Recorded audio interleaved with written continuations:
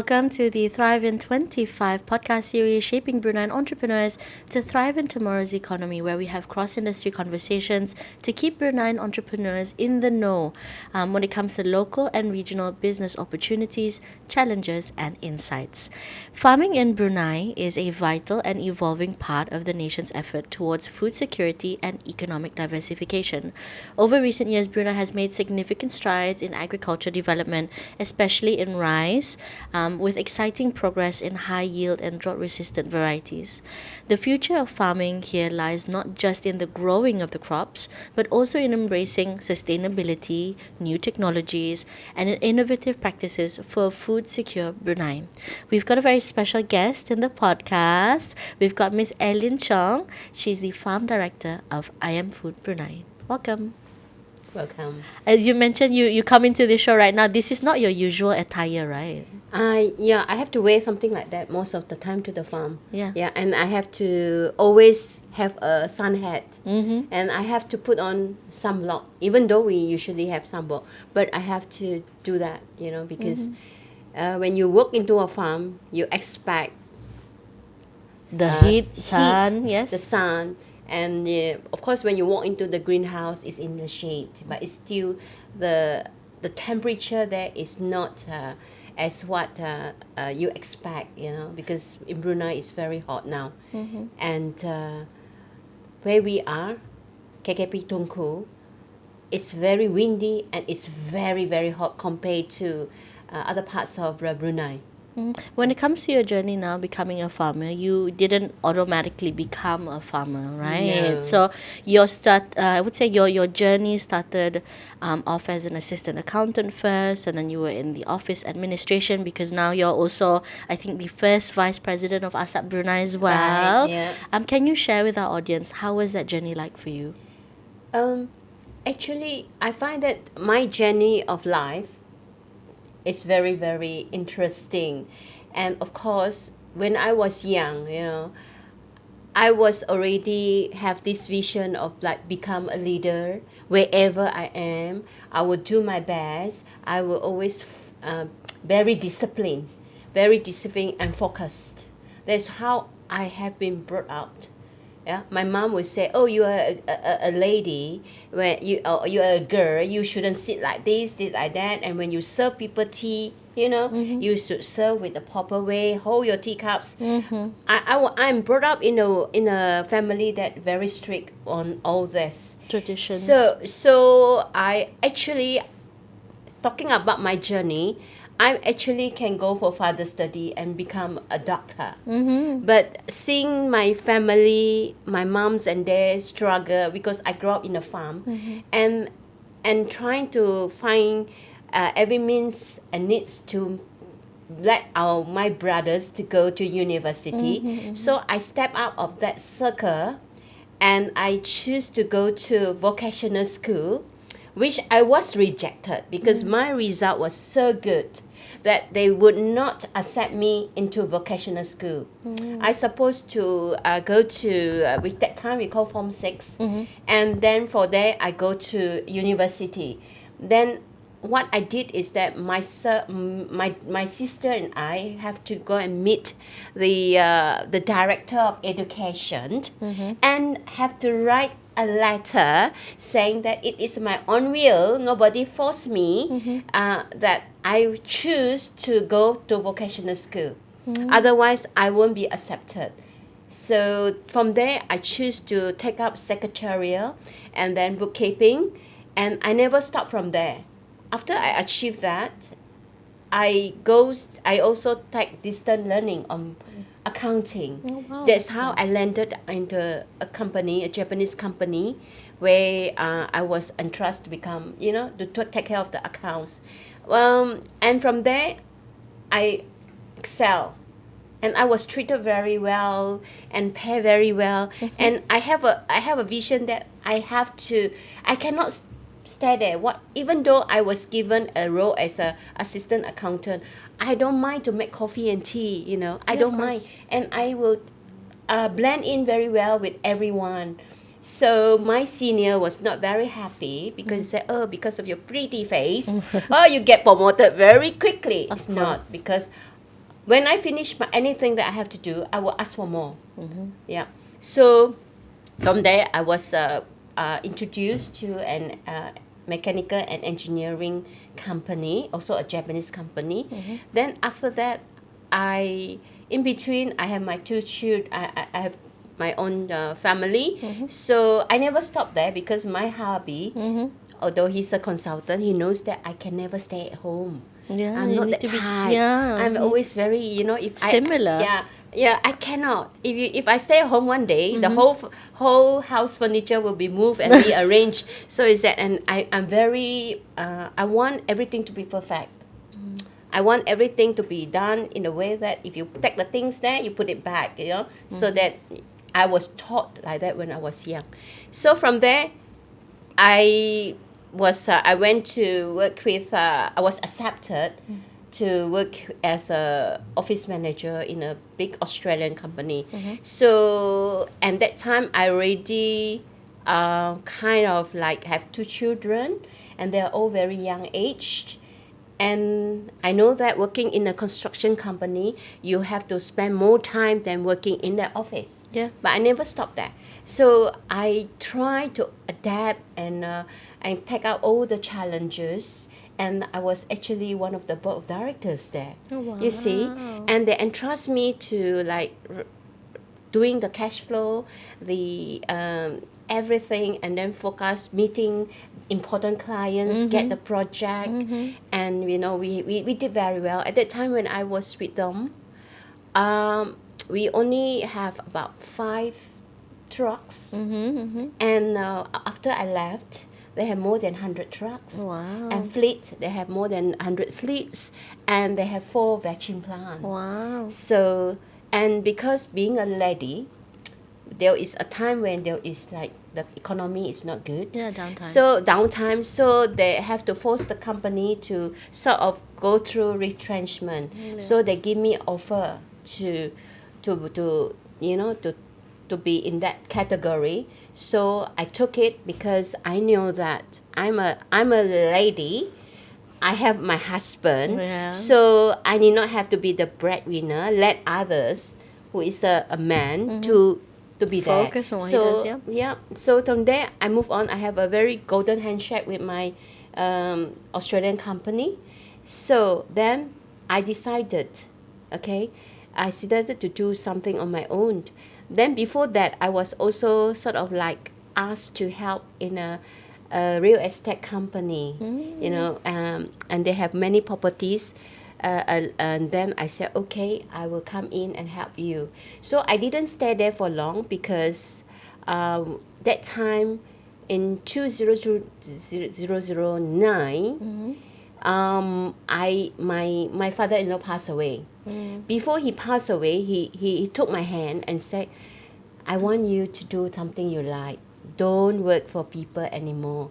I believe in you. So from there, I start my own business, and I indulge in Thermomix because I love food. Yeah, of course. So I start the working as a Thermomix consultant, and I did very well. I break the world record. Oh, wow. When was the world record for this? I sold 51 units in 28 days. Wow, that is very But fast. thanks to the Brunei families that have supported me, and my love for cooking is like share there, my passion, and I also appointed as one of the recipe developer. Oh, wow. So I convert a lot of my grandma recipes into cookie dough. And some of the recipes are still there. And being used by Thermomix right now. Yes, by Vovac International. Yeah. So from there, then my son suddenly one day come to me and said, Mommy, I want you to take over this project. Oh. So you have a place, you would do a place where you have a place for you to do your own demo, and then you can also overseeing that project. So I said, what is that? In fact, it's a farm. He just threw the whole drawings, everything, and they said, okay, we got a piece of land given by the government, MPRT, it's 5.5 hectares, and you take it over. So, you know, when I look at that papers and drawing, I was stunned, you know. I said, this is not you know, this is a very heavy Yeah, it's a investment. big project. And yeah. you have put it in. I'm also happy for you that you're moving into agriculture apart from what you are doing. You have fintechs and other business. So, okay, this one you entrust to mommy. You know that mommy can do it. Yeah, I will take it up. So when I took it up, I'm very focused and very I every single things I look Every at single it. The first detail. thing is the cash flow. Yeah. Then I find out that it's quite hard. You know, it's a very heavy investment, and you can't get your investment back Of so course. soon. Yeah. How heavy was the investment for you? The if you mind first, sharing. the first one was 3 million. Oh, initial. It started from 1.9. Yeah. And then it kept adding in, getting in. Then because I said this is not there, this is not there. And in fact, when we started, we were only told to look after under aquaponics, fish farming. Just and a then subsector of the farming. Yeah, and then when I took over, I said, no, you cannot depend on that. You cannot survive on that because it's not sustainable.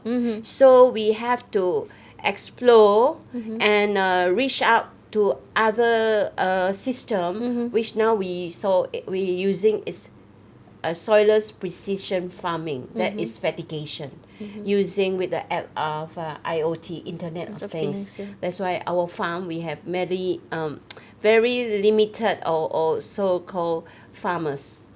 Yeah. Oh, so but right now in regards to IM Food, how many are in your team?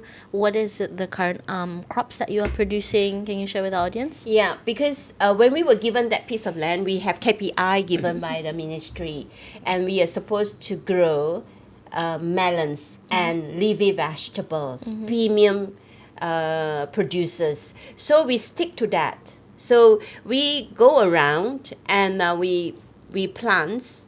In fact, we have to buy into a company in Malaysia to let them transfer the technology and ideas to us. You know, we cannot just simply say, hi, come, Hannah, you come and show me how to do it. No way. They want you to be invest in that company, and then it's quite a lot also. And then from there, they will send the people here. So through all this journey, we have learned and we have committed and we persevere.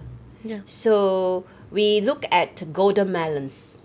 That's it. Sweet and crunchy, which is very suitable for our markets. Yeah. I wish we had the golden melons now. I wish I can bring and that. I can eat and snack. With Yeah, and then also podcast. the mini Japanese watermelons, which is like, all our melons is one plant, one fruit, bee pollinated, non-GMO seeds. Wow, super clean. And it's actually very premium. We also export. Yeah, where do you export to?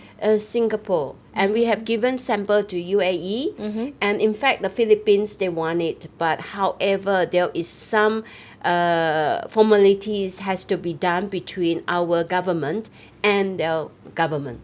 Okay, so that I will leave it to the bios to look into it. Hopefully by then when they get the approval to endorse us as one of the country where they can import fresh fruits and vegetable, they are still wanting to still remember us. Of course, I hope so. But it's so great to know that a Bruneian company, we're based in Brunei, and you are now exporting your fruit outside as well, even to the potentially UAE. Yeah. Can you walk me through a typical day as a farm director in IM Food? So Yeah. how is your day like from 8 to end of day? See, today I was told that last minute, this morning, yesterday Yeah. evening, Daniel was telling me, hey, I need you to come to the office.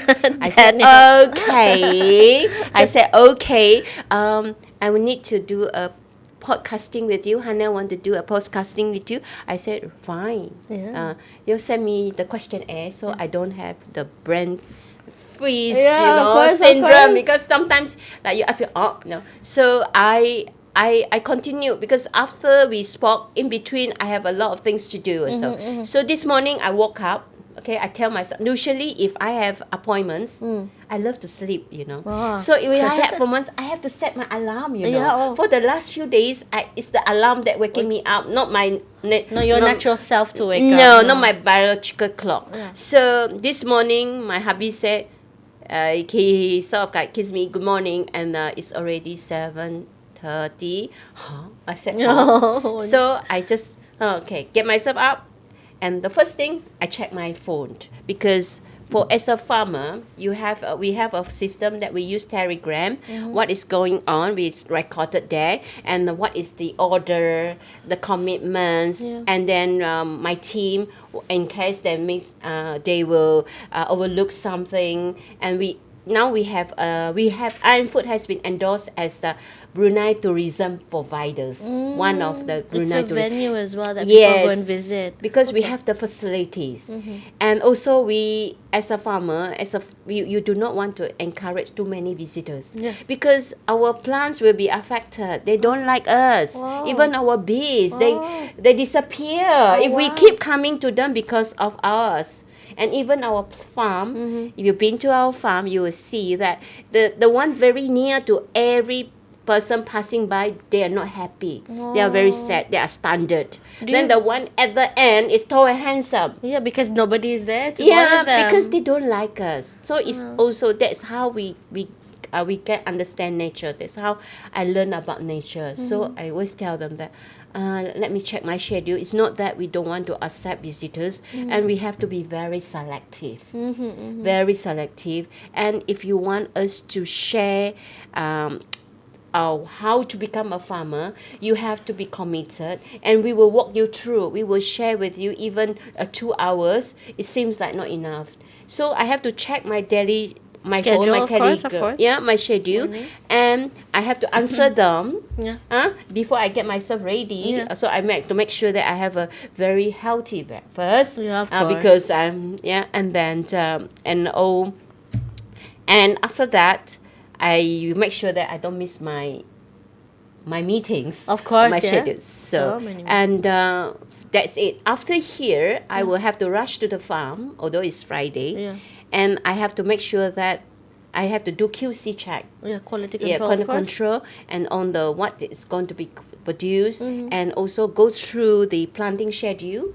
We use Telegram to do it, and then we make sure that it is harvested correctly, stored correctly, so before it is been packed to our outlets. So as a farm director, how do you ensure that quality is there, but at the same time you are not there also to oversee everything? Like how Okay. does that work? Yeah, we have a standard SOP SOP for also. everything, even packaging. We also have the packaging, the branding. We started, as a farmer, I find that it's not only plant and grow and destroy their harvest. No, No, it doesn't, we yeah. have to start from the seeds. Then we have to take care of them, and then after that we harvest them at the correct time. Yeah. Since it's non-seasonal, we are in greenhouse. Then we have to pack it to the society, the people convenience. Yeah. And we also have to tell them that, hey, this is something not ordinary. This is premium producers grown in greenhouse, pesticide free, and it's value for money, and our pricing is very reasonable. And it's very healthy as well. I Yes. mean, like you're encouraging people to eat local. And you Correct. guys are producing this as well. Yes. You just touched on a few things when it comes to your farm, which is elements of agri-tech. You talked about IoT and all this. Yes. What other specific technologies do you use to improve the sustainability part of your farm? So, and when you look at it, we have to identify Yeah. the market demand on what vegetable to plant and so forth. And not only that, we plant golden melons. Of course, we only plant golden melon. We do not want to touch on other melons that other people's are planting. We try to work together with other producers, farmers, yeah. collaborate, talking about it. And then we also we plant tomatoes too, and chilies. And now because of the rainy season, chili price will go up. But even though we notice that in the market they always have this up and downs price, we didn't follow. We tell them we have a standard price, And you stick to this. and we stick to it, and so that it is also fair. Because we do not like, because our chilies are not those chilies that plant import, outside. exported. Yeah, we our quality is very, very high and premium chili. So we hold our standard. And yesterday we have a sort of a meeting, a forum with they call it catch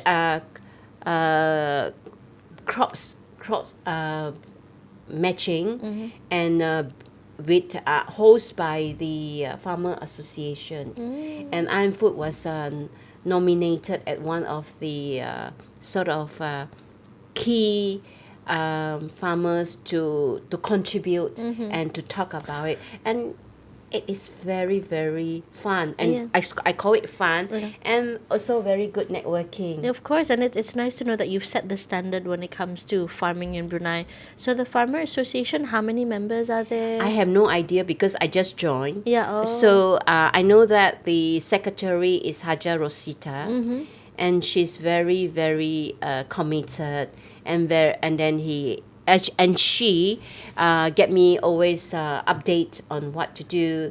And I also told her that you have to give me time. At one point, she told me that, I want you to be there, during my presentation, during her presentation. I said, sorry, Haja, I'm not available. No. I am wanted somewhere else. Sure. But she's very nice. She rescheduled, and so that I can be there. But it is a very interesting and a good way that all the farmers get together, and of course we have a session that we have to share our ideas, how we go about it with all the relevant ministry down there. We have the banker, we have the vendor, we have the DOAA nice. Office, of course. Everybody is there, so that we really brainstorm. And of course, we give them ideas. And of course, we also appreciate you at Asia Inform. You are also featured as one of our speakers. So you're not just farm director, you're also now public speaker, and you're advocating about farming and all the great things that come with it. When it comes to people's perceptions, when it comes to farming is, you started off saying that it's not comfortable. You're going to be out of the office. You're going to be faced with heat, pests, kena gigit nyamuk, what I mean, logistical issues.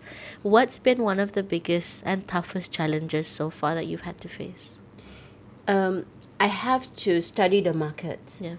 And I have, to a point that I even go and see restaurants, hotels, all the outlets, and have a look and understand what our community really wants. And I came to know, in fact, I came to know that when we started the aquaponics, having the fish water for our vegetable, and then the vegetable filter, the nutrients, and then go back to the fish, we find out that we have to be very selective of what we are planting, because not many Bruneians don't like vegetable. I mean, they do take certain type of vegetable, but not all sorts of vegetable. So we have to be very selective of the type of leafy veggie that we grow. So now we know what to plant for our aquaponics, and also on the market, other things, we looking at crops that is in demand, like tomatoes. Yes. And we actually competing with the imports. In fact, if you talk about being a farmer, you can plant almost anything, because you can do it. Yeah. And the only thing is that you need to have the fund, the money, and then your commitments. I was just about to say. Money, commitments, Yeah. and also you have to really sort of adopt and using whatever technology you have. And the biggest challenge is the maintenance. It's just like a house you stay in. Yeah, it doesn't mean that you build it there It's it just is gonna always stay there for 10 no, years. Of no, course. it's not, because not only that, you also have to advocate the public to to buy our Yes, of course, producers, the marketing so that behind. they will not have to visit their doctors. Yeah. Yeah, Yeah, need nowadays healthy, yeah. hospital is getting bigger and bigger, right? And Our as kit- people are getting bigger and bigger too, and that's then one our thing, yeah. kitchen is getting smaller, Yeah. and then they always choose to eat outside. So no, actually, so we have to advocate them, Mm-hmm. and then also we have to make sure we ourselves are committed, you know and we have to invest very wisely. And then the maintenance, because Brunei, there was no active weather nowadays. The maintenance, It's I high tell you, cost because of this. and not only to talk about the utilities Yeah. that we have to pay to maintain the farm, and the staff here, right? Yeah. So we have to make sure that our farmers and our staff are paid Yeah.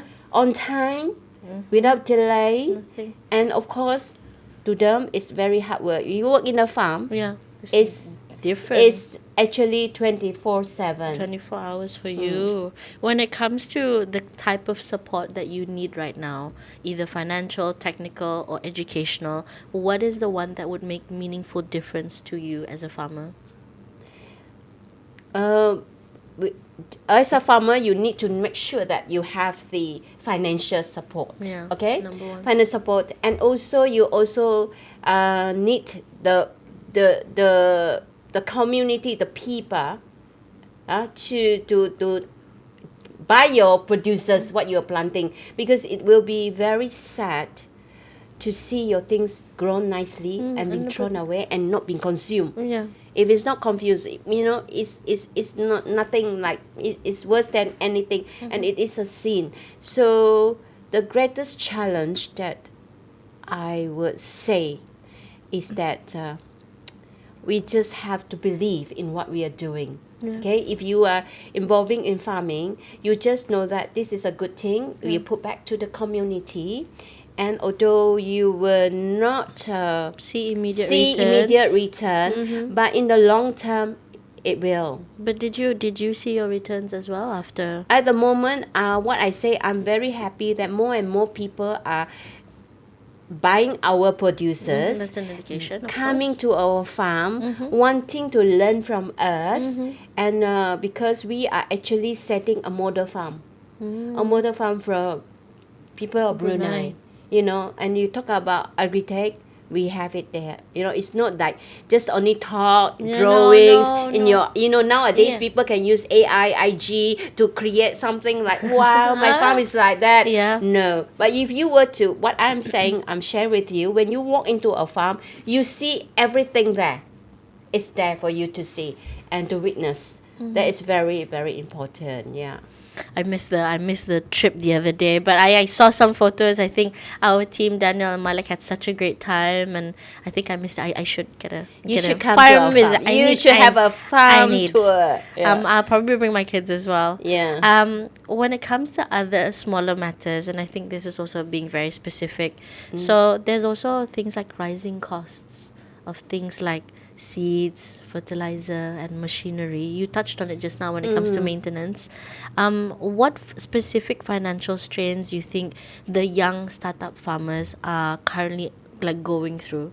You know what I mean? Like when you are starting out as a farmer, like what are these small things that they have to secure first before they really want to come up to your level of running a very huge farm? Everybody can be a farmer, Okay. but first of all, you make sure that you have the support, financial support, enough sufficient fund. Then you have to focus on what you want to plant. What are you doing? Because you don't go into looking at strawberry. Yeah. Things like it's not suitable for our. What type about of lemons? climate. What about lemons? Oh, though? lemon's good because Okay, we okay, have I for will- our lemon, we Okay. have it on our outdoor farming, which I think when Daniel and the team were there, they saw it. It's amazing. Yeah. And it's growing very well. And we started from one mother lemon that I tree. grafted from New Zealand from my Oh, wow. my brother's garden. And you brought it to And I Brunei. brought it to Brunei. I planted into, because that time we don't have a farm yet. Yeah. I planted into a big pot. And then when we have a farm, I start grafting it, and then now I have more than 25 lemon trees Wow, in I and love food. Yeah. I love lemons, so like lemon trees would be like perfect. In You should come to our farm and get some lemons. I think so. In regards to the pure satisfaction you get then, because like there's some people who love to plant what they eat as well. Yeah. Is this what you do as well on a daily basis? You pick up your own veg from your own farm, and then you also to table cook them as well? Yep. I always use my own produce, my farm own produce.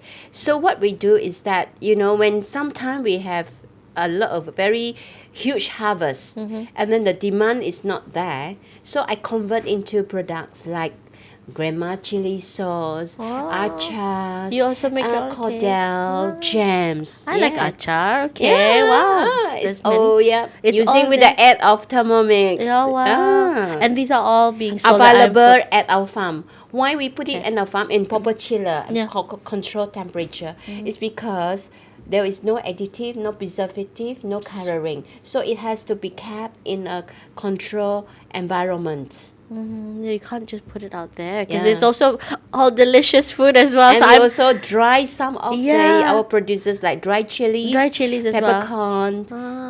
And many when more. it comes to I would say, so you've just touched on the fruit, the harvest, but when it comes to these end products, have you started exporting these products as well? Yeah, we are concentrating at the moment. We do one thing at a time. We cannot be too ambitious. Not everything. Because we have to make sure that our farmers are well trained and all the SOP is carried out. Because human nature. Human error is Yeah, always there. sometimes to them they think it's good, but for us it's not. It doesn't pass our QC, and we are happy to say that we are blessed to say that we have a cold room. Oh wow. So when you deal with your producers, like the leafy vegetable, the lettuce, you cannot say, okay, stop growing. No, it's You gonna have to make sure that it harvests it at the right time, and it's brought to the table from farm to the table at the right time. So all these little tiny things. That's why you say my day in the farm is like never ending. Yeah, I have to 24 make sure. hours. I have to walk around. I cannot just sit in the office under aircon room and expect everything to run well. I have to physically go out there and have a look. And from time to time, I have to schedule it. Despite my busy schedule, I have to plan a walkthrough on my farm from phase 1 to phase 2. Has there ever been an emergency for you that you've had to just like really go down to the farm? Talking about that, I recall when we first started with that.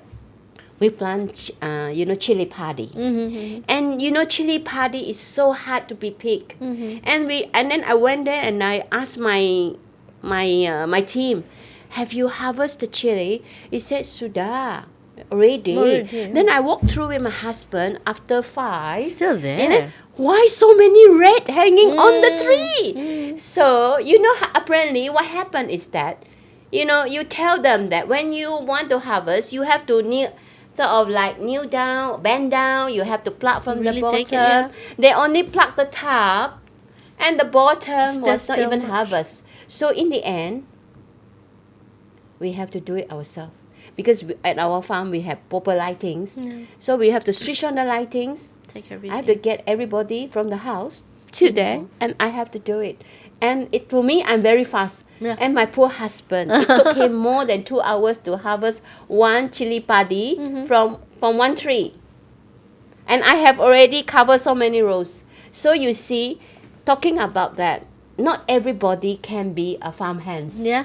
So it's one way to grow, I always to harvest. I always treat my farm hands, my farmers, like my own family members because it's not easy. Yeah.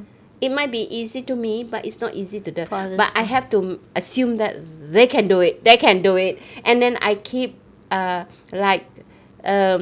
encouraging them, and be patient, Yeah, the you have to see passion. it. Sometimes you can reach a time that, you want to blow up. Yeah. You really, It's just because up. they are just too slow for you, but you have to be patient and understanding them. What is that one piece of advice you think you can give to someone who's thinking of becoming a farmer? So it's really, it's going to be a very long process, going to be a very tedious process. You have to be like built for it. But at the same time, what is that one satisfaction that you can share? Commitment and Commitment. passion. That is what, okay. Yes, and then you have to be determined. You cannot just give up. You cannot.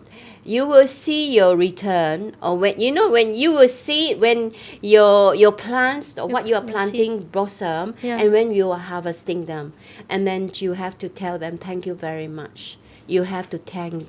You have to like speak to the tree and say thank you for For your. nature. You have to do that.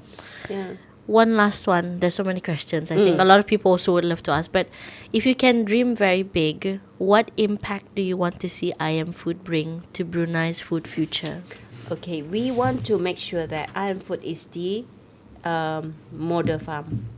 We want to make sure that it is a model farm, and then we also wanted to reduce the similar crops import, so that we will be the one that will be producing, and of course the quality is very, very important. We look into quality, and also reasonable pricing. Yeah. Thank you so much. Miss Ellin, you shared with me all the realities. It's not a difficult journey to become a farmer.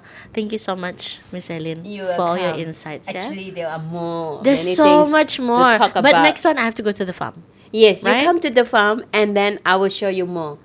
To our dear listeners as well, please do visit I Am Food Farms once you have your time. To our dear audience, as we look ahead, supporting our local farmers with modern technology, sustainable practices, and continued investment is crucial for Brunei's growth and resilience. We hope this conversation has deepened your understanding and sparked a greater appreciation of the very hard work that our farmers bring to the table when it comes to here in Brunei. If you like what you've been watching and listening, please do follow us, listen, like, and subscribe to our YouTube channel, Asia Inc. Forum BN. As well as that, follow us on our socials, Instagram, LinkedIn, and Facebook at Asia Inc. Forum. Together, let's make change happen at Asia Inc. Forum, one conversation at a time.